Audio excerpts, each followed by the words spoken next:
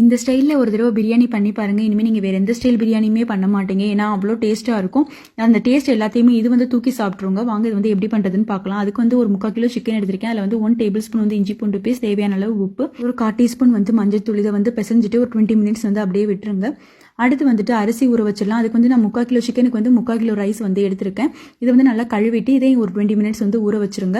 அரைக்கிறதுக்கு வந்து ஒரு 10 சின்ன வெங்காயம், 1 இன்ச்சு பட்டை, 10 கிராம்பு, ஒரு 8 ஏலக்காய் இதை போட்டுட்டு நைஸாக வந்து பேஸ்ட் பண்ணி அரைச்சிட்டு இதையும் தனியாக எடுத்து வச்சுக்கோங்க. இப்போ வந்து குக்கரில் வந்துட்டு 150 ml ஆயில், 75 ml வந்து கீ, இது வந்து நல்லா மெல்ட் ஆனதுக்கப்புறம் பிரியாணிக்கு தாளிக்கிறதுக்கு உண்டான பொருள் எல்லாம் போட்டு தாளிச்சிருங்க. இதெல்லாம் வந்து பொரிஞ்சதுக்கப்புறம் வந்து 3 மீடியம் சைஸ் வெங்காயத்தை வந்து நீல வாக்கில் கட் பண்ணி வச்சிருக்கேன். அதையும் சேர்த்துக்கோங்க. வெங்காயம் வந்து கோல்டன் ப்ரௌன் ஆனதுக்கப்புறம் வந்து ஒரு கைப்பிடி அளவு புதினா, ஒரு கைப்பிடி அளவு கொத்தமல்லி இதையும் போட்டுட்டு 1 டீஸ்பூன் வந்துட்டு ரெட் சில்லி பவுடர், அப்புறம் 1 டீஸ்பூன் வந்துட்டு காஷ்மீர் ரெட் சில்லி பவுடர் இதையும் சேர்த்துட்டு நல்லா வந்து வதக்கி விட்டுருங்க. இப்போ வந்து 1.5 டேபிள் ஸ்பூன் வந்து இஞ்சி பூண்டு பேஸ்ட் நம்ம வந்து அரைச்சி வச்சிருந்தோம் இல்லையா, அந்த விழுதையும் சேர்த்துட்டு ஒரு 2 மினிட்ஸ் வந்து மீடியம் ஃப்ளேம்ல வந்து நல்லா வதக்கிக்கிட்டே இருங்க. இதோட வந்துட்டு ஒரு 1/4 டம்ளர் தண்ணி ஊற்றிட்டு கொஞ்சம் வந்து ஒரு 2 மினிட்ஸ் வந்து வதக்கி விட்டுருங்க. ஸோ இப்போ வந்துட்டு நான் 3 மீடியம் சைஸ் தக்காளி வந்து நான் எடுத்து வச்சிருக்கேன். அதை நீல வாக்கில் கட் பண்ணி வச்சிருக்கேன். அதையும் சேர்த்துட்டு தக்காளி மசிற அளவு வெயிட் பண்ணிட்டு அதை வந்து கரண்டியால் நல்லா வந்து மசிச்சு விட்டுருங்க. இப்போ வந்து நம்ம சிக்கனை சேர்த்துட்டு நம்ம அரிசி அளந்தோம் இல்லையா, அந்த டம்ளர்ல இருந்து நான் 1 டம்ளர் தண்ணி மட்டும் தான் சேர்த்திருக்கேன். இப்போ வந்து தண்ணி சேர்த்துட்டு வந்து குக்கரை மூடிட்டு வந்து 2 விசில் மட்டும் வச்சு எடுத்துக்கோங்க.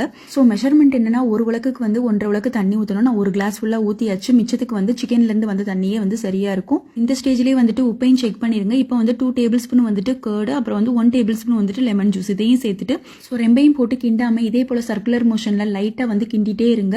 அரிசியும் தண்ணியும் வந்து ஓரளவுக்கு வந்து லெவலப் ஆயிடும். பாஸ்மதி ரைஸ் பொறுத்த வரைக்கும் நீங்க வந்து தண்ணி ஃபுல்லா அப்சர்வ் ஆனதுக்கு அப்புறம் தான் தம் போடணும். 15 மினிட்ஸ் தம் போட்டா வந்து சரியா இருக்கும்.